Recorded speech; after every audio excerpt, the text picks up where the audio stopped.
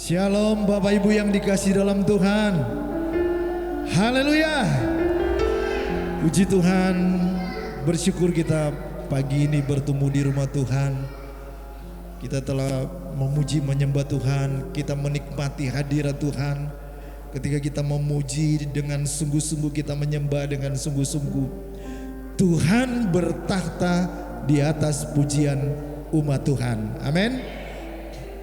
Pagi ini saya beri tema bersinar. Mari kita buka dalam Roma 16 ayat 1 dan ayat yang kedua.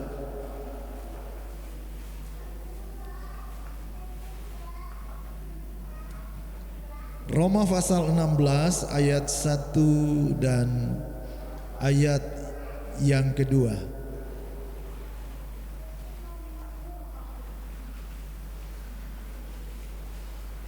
Kita baca bersama-sama Roma pasal 16 ayat 1 dan ayat yang kedua. 1, 2, 3.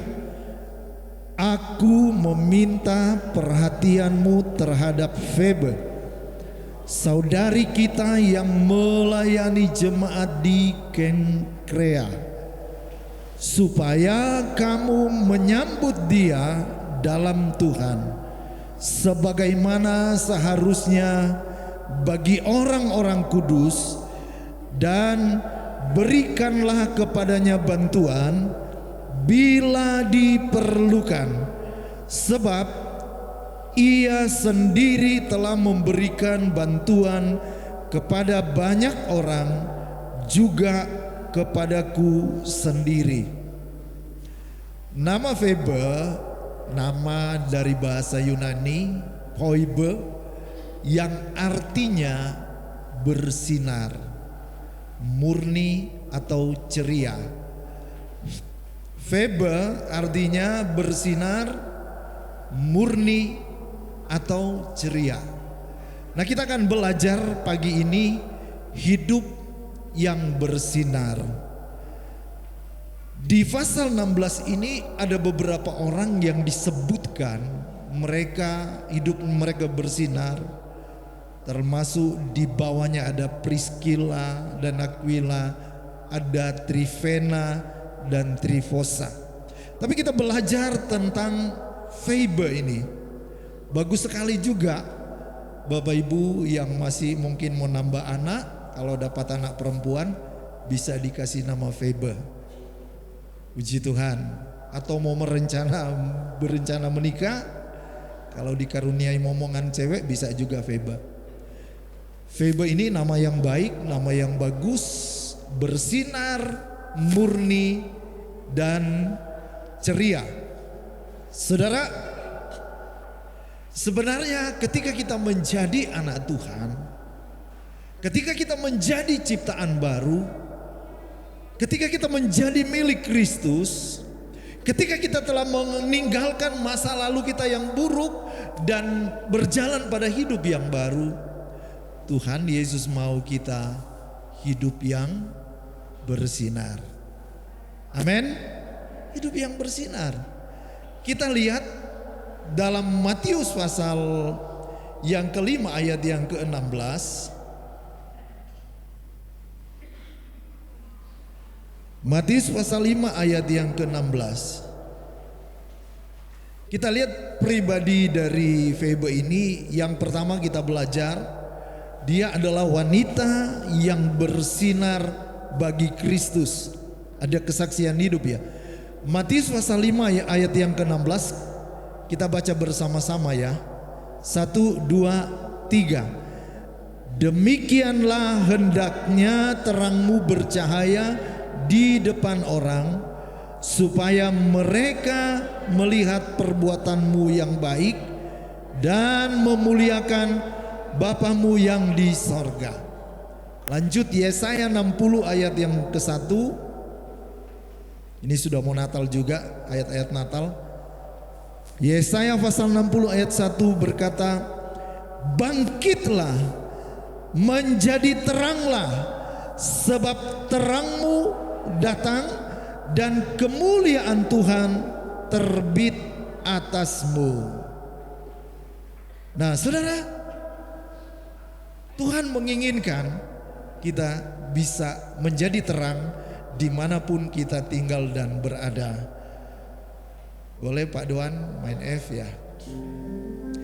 Yesus menginginkan daku bersinar bagi Dia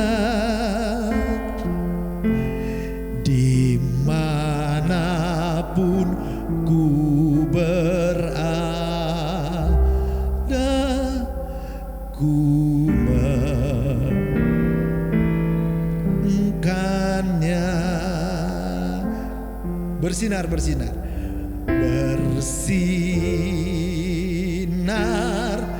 bersinar. Itulah kehendak Yesus. Sinar, bersinar, aku bersinar terus. Lagu ini lama sekali Bapak Ibu. Dari kecil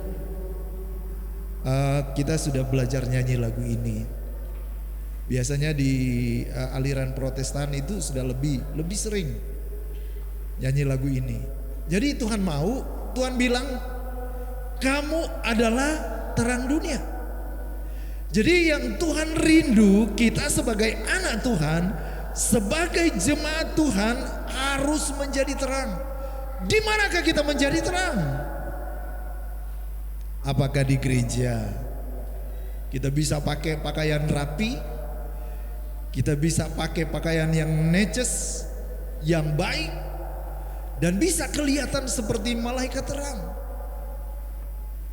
Atau ketika kita di luar, Tuhan mengutus bahwa lihatlah, ladang sudah menguning, siap untuk dituai. Di manakah Tuhan utus saudara dan saya? Di mana kita tinggal, di mana kita bekerja, itulah ladangmu. Kalau engkau sebagai seorang pengusaha, disitulah yang Tuhan tempatkan engkau jadi ladang. Itulah ladangmu untuk jadi terang, jadi kesaksian bahwa kita ini adalah anak-anak terang. Katakan amin. Jangan hilang kesaksian. Febe, dia wanita, tapi dia bisa bersinar dimanapun dia pergi dan dia berada. Jangan hilang kesaksian ketika kita berada di satu lingkungan kita tinggal. Gereja bisa bertumbuh, kita bisa memenangkan jiwa. Saudara tahu, satu jiwa itu mahal sekali. Ketika kita menyelamatkan seseorang dari maut, Alkitab mengajarkan bahwa kita merampas jiwa orang itu dari maut datang kepada Tuhan. Itu dengan cara apa? Ayo jadi terang. Muliakan nama Tuhan di dunia kerja kita, dimanapun kita tinggal dan berada. Febe adalah seorang diakonos, diakonia. Kalau di Indonesia kita sering dengar diaken, dari bahasa Belanda, dari bahasa Arab siamas, adalah orang yang menjadi saksi, bisa melayani dengan kesaksian firman, bisa melayani dengan kesaksian hidup yang dia tunjukkan. Itu yang namanya Febe. Jangan hilangkan, jangan permalukan nama Tuhan. Biar di mana kita berada, dengan teman-teman kerja mungkin, ketika orang lain hidupnya nggak benar, ketika orang lain hidupnya nggak karu-karuan, artinya mau terikat dengan segala jenis dosa. Ayo, kita tidak boleh sama. Ku tahu sungguh anugerahmu bagiku, hidupku takkan sama. Kalau sama podoai Bapak Ibu, gak ada kesaksian. Kalau di lingkungan kita juga suka mabuk-mabukan, di mana kesaksian kita? Kalau perkataan kita gak ada bedanya dengan orang-orang yang belum bertobat mulutnya, di mana kesaksian hidup kita? Orang melihat dari perbuatanmu yang baik dan memuliakan nama Tuhan. Amin. Saudara, kita harus punya sikap bahwa saya anak Tuhan, saya anak terang, saya adalah saksi Kristus. Dan seorang pelayan yang baik itu harus disertai dengan, orang itu harus punya integritas. Integritas artinya kesamaan dari perkataan dan perbuatan cocok. Kita harus jadi terang dunia. Amin. Terang dunia. Saya rindu Bapak Ibu bawa jiwa-jiwa datang kepada Tuhan lewat sikap hidup kita. Saya sering mendengar orang-orang berkata, wah orang Kristen itu baik ya. Orang Kristen itu jujur. Makanya ada posisi-posisi tertentu diduduki oleh anak-anak Tuhan karena apa? Mereka percaya anak-anak Tuhan ini takut akan Tuhan. Jadi saksi, jadi terang. Jangan kita yang di lingkungan itu udah baik, kita yang tunjukkan bahwa wow, mempermalukan nama Tuhan. Saudara, ingat identitas kita anak terang, anak Tuhan, anak-anak yang bisa memberikan kesaksian. Katakan amin, puji Tuhan. Ingat sekali lagi, kita anak terang. Seperti Febe, kita harus menjadi terang. Ini mau Natal, terang dunia. Kita mungkin gak seperti lampu yang wow begitu terang ya, LED. Makanya seperti gambaran lilin yang kecil, tapi ditaruh di tengah-tengah kegelapan, itu bisa menerangi sekelilingi. Ada cahaya kehidupan yang kita bisa pancarkan, karena kita anak terang seperti Febe. Puji Tuhan. Yang kedua kita lihat Febe ini suka melayani Tuhan dan pekerjaannya. Seperti saya bilang tadi, Febe adalah seorang diakonos, seorang pelayan yang melayani Tuhan. Dia bisa melayani di ayat yang kedua, Roma 16 ayat yang kedua, dia suka membantu orang-orang, bahkan dia suka membantu Paulus. Nah, seorang diaken ini juga dia suka mengajarkan tentang firman Tuhan. Jadi hidupnya memang suka melayani Tuhan dan pekerjaan.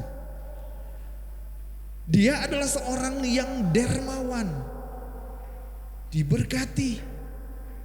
Nah, hidupnya sekali lagi suka melayani Tuhan. Kalau suka melayani Tuhan itu secara khusus kita bisa memuji menyembah Tuhan secara pribadi.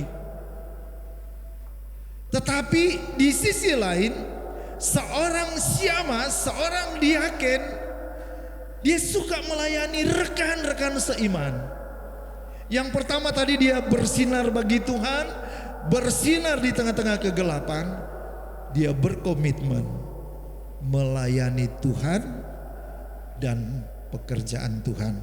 Saudara, waktu itu awal-awal, apalagi zaman-zaman dulu di dunia Timur Tengah, terkadang wanita itu ada penilaian itu golongan kelas 2 yang diutamakan pria.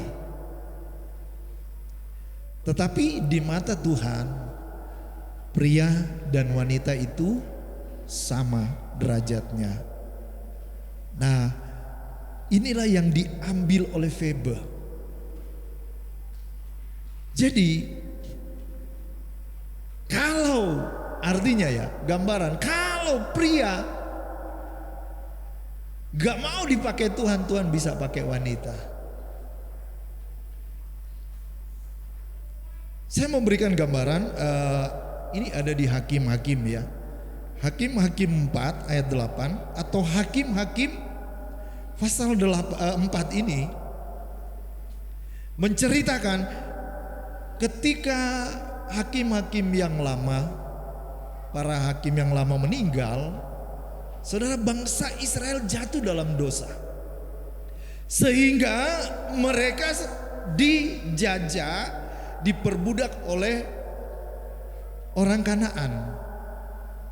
Atau sekarang lebih kita kenal Filistin, Palestina. Mereka dijajah oleh orang Kanaan. 20 tahun mereka dijajah. Kemudian bangsa Israel itu mempunyai seorang nabi yang bernama Deborah. Deborah berkata kepada Barak pemimpin Israel, dia berkata, ayo saatnya untuk menyerang Yabin, untuk menyerang Sisera. Sisera ini panglima perang dari orang Kanaan. Tapi Barak ini jual mahal, gak mau. Kalau gak sama kamu saya gak bisa, gak mau maju berperang. Apa yang diungkapkan ini di Deborah berkata, ini jawab Barak kepada Deborah, jika engkau turut maju aku pun maju, tetapi jika engkau tidak turut maju aku pun tidak maju. Ayat 9 kata Deborah, baik aku turuti, hanya engkau tidak akan mendapat kehormatan dalam perjalanan yang engkau lakukan ini, sebab Tuhan akan menyerahkan Sisera ke dalam tangan seorang perempuan. Lalu Deborah bangun berdiri dan pergi bersama-sama dengan Barak, dan dari Barak ke Kades ya. Saudara, dalam cerita ini benar yang dikatakan oleh Nabi ini. Sisera ini punya kereta 900 kereta besi.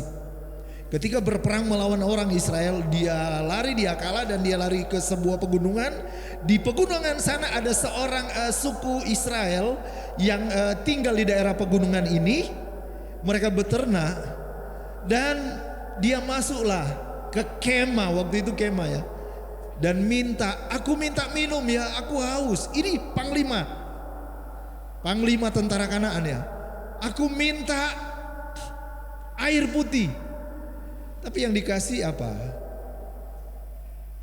Dikasih susu Bapak Ibu. Nah, ketika panglima ini tertidur, diambil patok. Kalau di kemah-kemah kan selalu ada patok-patok ya, tanam ikat tali. Patok itu ditancapkan di pelipis sampai tembus ke tanah oleh seorang perempuan. Padahal dia panglima tentara dari Kanaan. Yang membunuh hanya seorang perempuan, menaklukkan. Saudara, ini cuman gambaran. Tuhan mau pakai kita semua, amin. Kepada semua orang yang terbuka hatinya, kepada semua orang yang mau. Kalau laki-laki merasa aku sibuk, aku repot, aku gak bisa, Tuhan bisa pakai perempuan atau wanita. Febe adalah seorang pelayan yang sungguh-sungguh melayani Tuhan.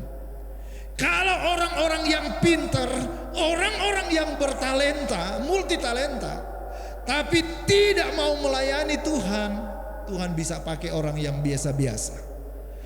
Sebab orang, dari firman Tuhan berkata, orang yang bodoh pun Tuhan bisa pakai untuk mempermalukan orang yang pintar.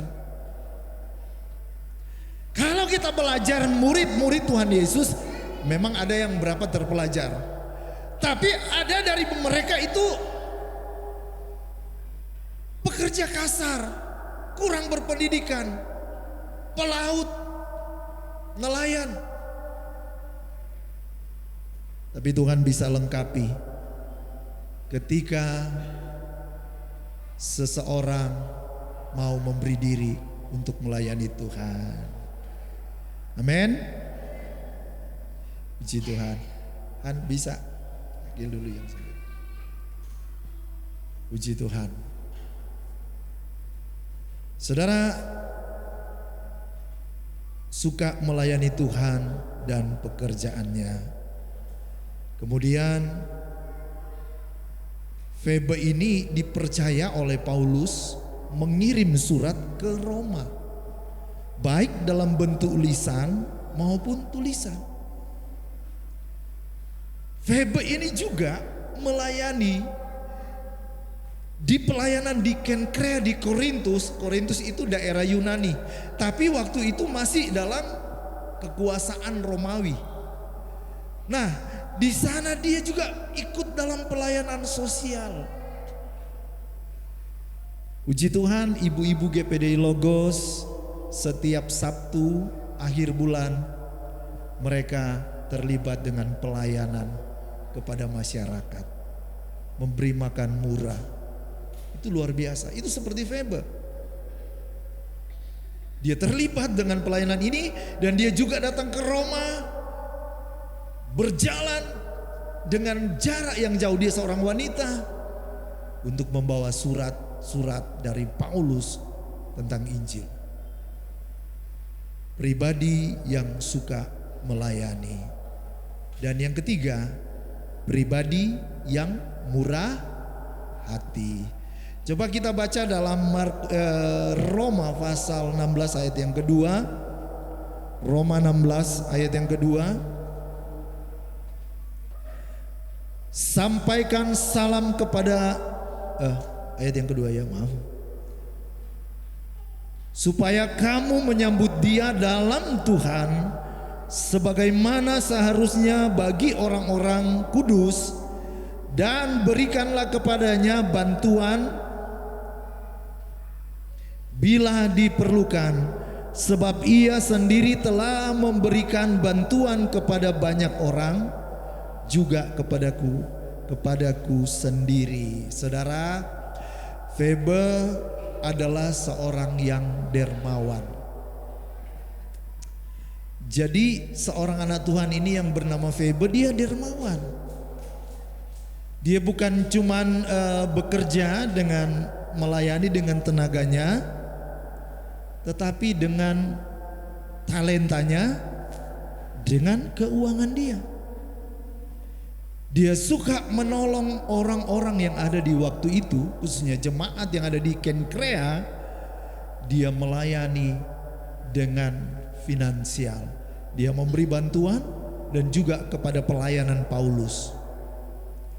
Orang yang dermawan, pribadi yang murah hati. Kita baca Matius 5 ayat yang ke-7. Matius 5 ayat yang ke-7 kita baca bersama-sama. 1, 2, 3. Berbahagialah orang yang murah hatinya, karena mereka akan beroleh kemurahan. Amsal 11 ayat yang ke-17. Amsal 11 ayat 17. Orang yang murah hati berbuat baik kepada diri sendiri, tetapi orang yang kejam menyiksa badannya sendiri. Berbahagialah orang yang murah hati, karena mereka akan memperoleh kemurahan. Saudara, di Timur Tengah sana ada danau Galilea, ada Laut Mati. Ada dua perbedaan dari danau di sana Galilea. Di sekeliling, saya belum injak ke sana ya, semoga ada berkat atau ada sponsor bisa lihat sana ya langsung. Tapi sekarang ini lagi berperang sana. Saudara, di sekeliling Danau Galilea itu banyak kehidupan. Ada banyak kehidupan. Jadi Danau Galilea ini mendapatkan aliran air dari sungai Yordan. Di sana itu banyak kehidupan. Di danau itu banyak ikan. Di sekeliling danau itu banyak tumbuhan-tumbuhan. Karena apa? Setelah danau ini menerima suplai air, kemudian dia alirkan lagi ke tempat yang lain. Berbeda dengan Laut Mati. Air yang masuk situ nggak kemana-mana lagi. Kadar garamnya tinggi sekali. Jadi kalau Bapak Ibu yang nggak tahu berenang, di situ nggak akan tenggelam. Memang katanya lumpur Laut Mati itu bisa buat kosmetik. Makanya wanita-wanita Israel itu cantik-cantik. Ada yang menghubungkan seperti itu. Jadi lumpurnya itu bisa dibuat untuk kecantikan. Tetapi di sana nggak ada kehidupan. Karena airnya itu setelah datang nggak keluar lagi. Sama seperti gambaran hidup kita, orang yang bisa bersinar, jadi berkat, jadi kesaksian, orang yang murah hati. Amin. Kita bisa bermurah hati kalau kita punya berkat yang lebih. Itu pun gak harus dalam bentuk finansial. Itu kita bisa menolong dengan tenaga kita, pikiran kita. Bermurah hati, berempati. Dan Tuhan berkata, berbahagialah orang yang murah hati, karena mereka akan memperoleh kemurahan. Jangan kita seperti Laut Mati. Hidup saya hanya untuk diri saya sendiri. Tapi seperti Danau Galilea. Katakan amin. Saya baru baca kemarin dulu. Kita tahu aktor Hong Kong yang bernama Jackie Chan ya. Kalau orang-orang seusia saya paling tahu Jackie Chan. Dia seorang aktor yang mendunia, baik di Hong Kong, baik di Amerika, dengan bayaran yang tinggi sekali. Jadi harta kekayaannya itu dia tahun 2023 kemarin 6,2 triliun. 6,2 triliun berarti 6.200 miliar. Itu tahun 2012 dia berkata bahwa sebagian hartanya itu saya akan donasikan untuk sosial. Tetapi kemudian dia memberikan pernyataan yang baru bahwa semua dia donasikan untuk kepentingan sosial. Ketika dia memberikan bantuan itu, melihat orang-orang yang gak mampu menerima dan memberikan senyum, itu adalah sebuah sukacita. Ditanya, apakah gak diwariskan kepada anak-anak? Anak-anak saya sudah tahu bekerja, biar mereka bekerja. Mereka bisa menghasilkan uang. Pada 2018 ada seorang olahragawan petinju kelas berat yang bernama Tyson Fury. Waktu itu dia belum terkalahkan, bayarannya besar sekali. Dan dia berkomitmen, hasil bayaran saya sekian banyak, ratusan miliar, saya donasikan untuk sosial. Sedangkan kalau kita baca daftar orang yang terkaya dunia, ada sebagian besar mereka donasikan untuk yayasan-yayasan pendidikan, yayasan kanker, yayasan anak-anak gelandangan. Termasuk pemilik Facebook ini juga yang kita mungkin sering lihat. Dia adalah seorang yang dermawan. Ini yang mereka terapkan, bahwa berbahagialah orang yang memberi, bahwa terlebih berbahagia memberi daripada menerima. Berbahagialah orang yang murah hatinya, karena mereka akan beroleh kemurahan. Saudara, belajar menerapkan prinsip-prinsip firman Tuhan, dan kita akan menjadi terang bagi Kristus. Bahwa setiap taburan yang kita bisa kerjakan, Febe, cuma di 2 ayat ini ditulis nama Febe, tapi kesaksiannya sampai hari ini diberitakan. Ada seorang wanita dermawan, ada seorang wanita yang suka melayani, ada seorang wanita yang sungguh-sungguh mengasihi Tuhan, dan dia adalah Febe, bersinar murni ceria. Kita belajar, dan biarlah kita berpikir hidup ini hanya sementara. Kita bukan hanya hidup untuk diri kita sendiri, tapi kita belajar menjadi berkat. Yang terakhir, Febe adalah pribadi yang setia dan dapat dipercaya. Setia dan dapat dipercaya. Amsal 28 ayat yang ke-20. Amsal 28 ayat yang ke-20. 1, 2, 3 kita baca ya. 1, 2, 3. Orang yang dapat dipercaya mendapat banyak berkat, tetapi orang yang ingin cepat menjadi kaya tidak akan luput dari hukuman. 1 Korintus 4, bisa lihat di depannya. 1 Korintus 4 ayat yang kedua. 1, 2, 3. Yang akhirnya dituntut dari pelayan-pelayan yang demikian ialah bahwa mereka ternyata dapat dipercaya. Katakan amin. Febe pribadi yang setia dan dapat dipercaya. Dapat dipercaya ketika kita berbicara. Sekali lagi saya bilang itu integritas. Orang yang cocok omongannya.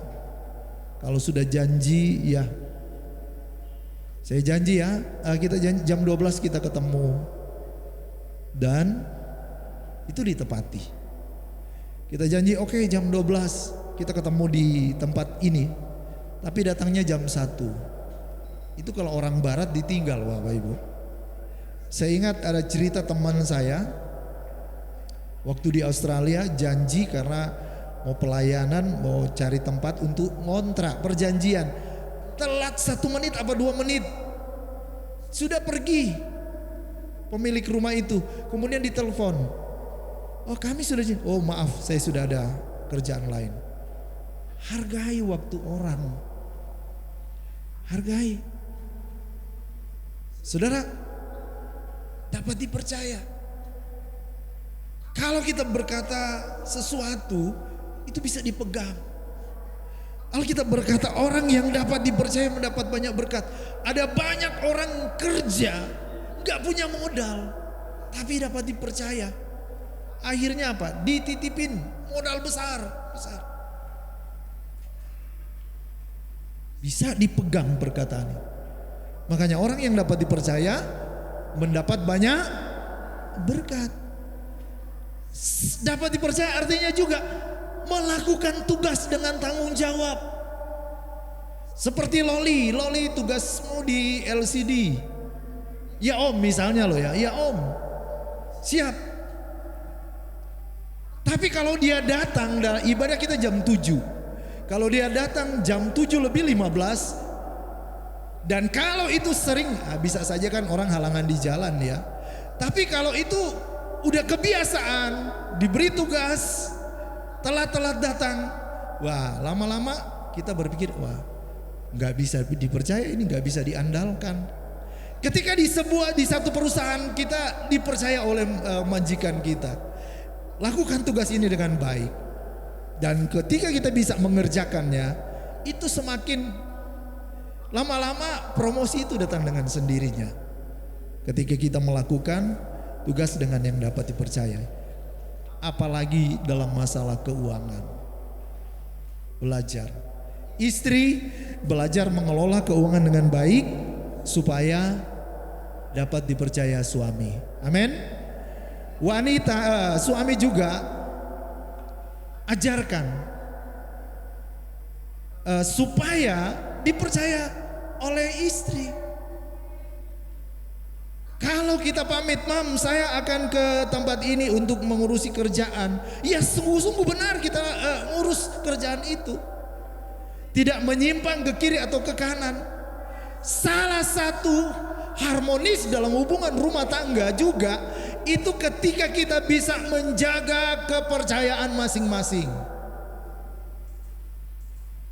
Nomor satu, karena kita takut akan Tuhan, kita bisa dipercaya. Jadi di rumah tenang. Ini banyak hal yang bisa dipercaya. Sekali lagi, apalagi dalam masalah keuangan.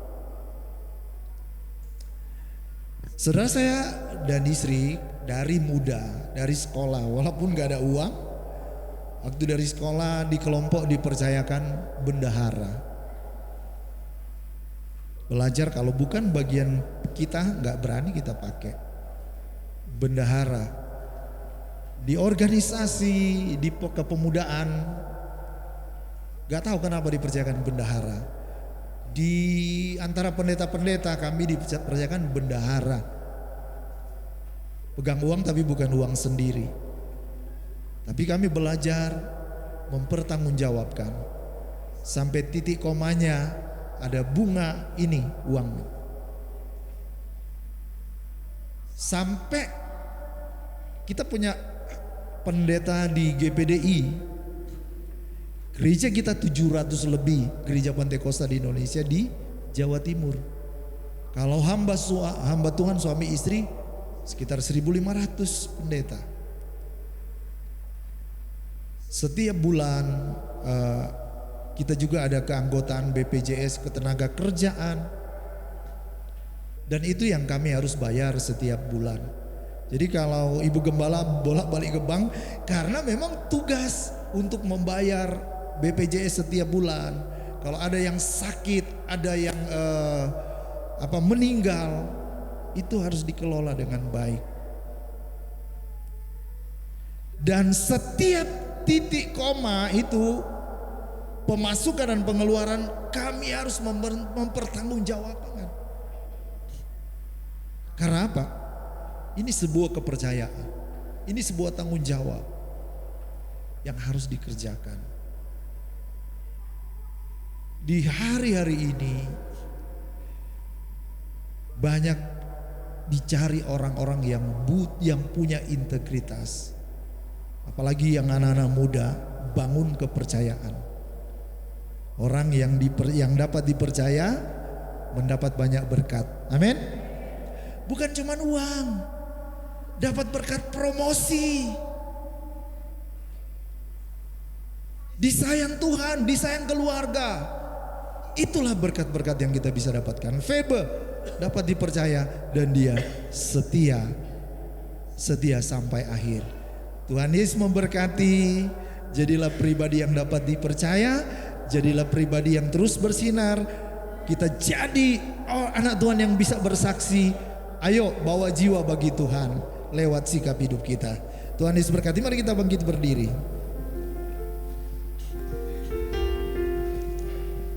Puji Tuhan.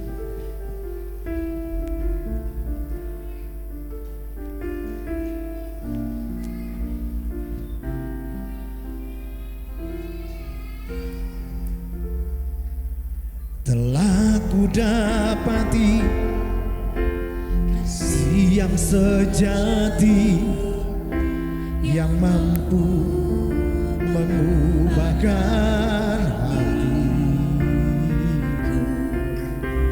Kasih yang kau beri jauh melebihi segalanya di dalam hidupku.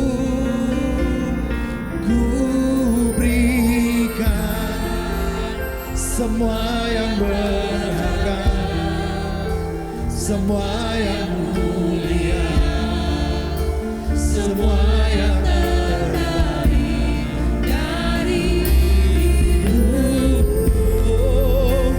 Hanyalah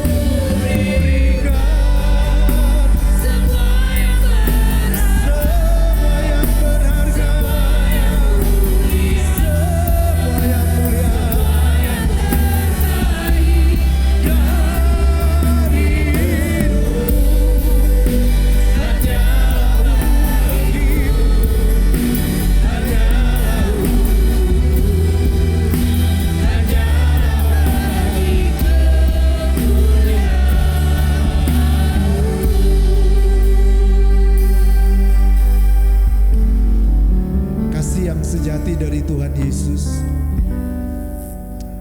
Kasih itulah yang mampu mengubahkan hidup kita.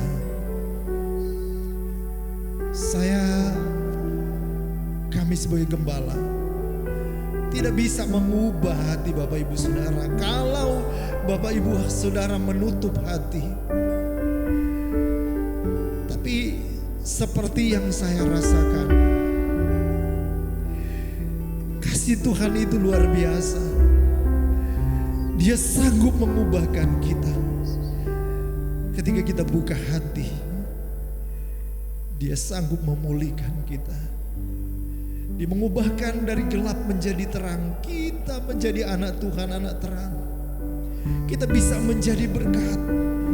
Kita bisa menjadi kesaksian. Karena kita sudah mengalami kasih Tuhan yang luar biasa. Orang lain tidak bisa mengubahkan engkau, suamimu, mungkin istrimu, anak-anakmu, orang tuamu. Tapi ada kasih yang sejati, yang tidak memilih latar belakangmu. Dia melihat engkau adalah pribadi yang berharga, pribadi yang indah, pribadi yang bernilai. Bahkan Dia menuliskan nama-nama kita di telapak tangan kita. Karena kasih yang mengubahkan. Ku berikan semua yang berharga. Amin. Semua yang mulia, semua yang terbaik dari hidup hanyalah bagimu.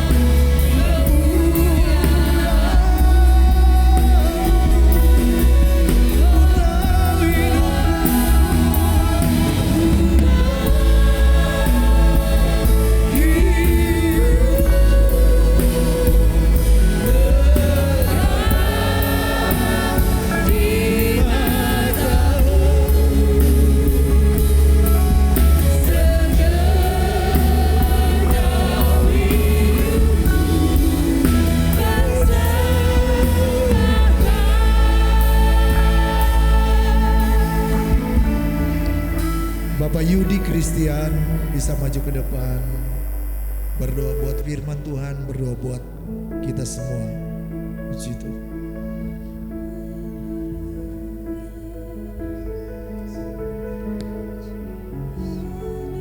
Terima kasih Tuhan, terima kasih Bapa. Firman-Mu Tuhan Sudah kami dengar dan kami percaya Tuhan bahwa firman-Mu ya dan amin. Bahwa Tuhan rindu kami untuk menjadi berkat bagi banyak orang. Dan kami percaya Tuhan bahwa firman-Mu itulah yang menguatkan kami.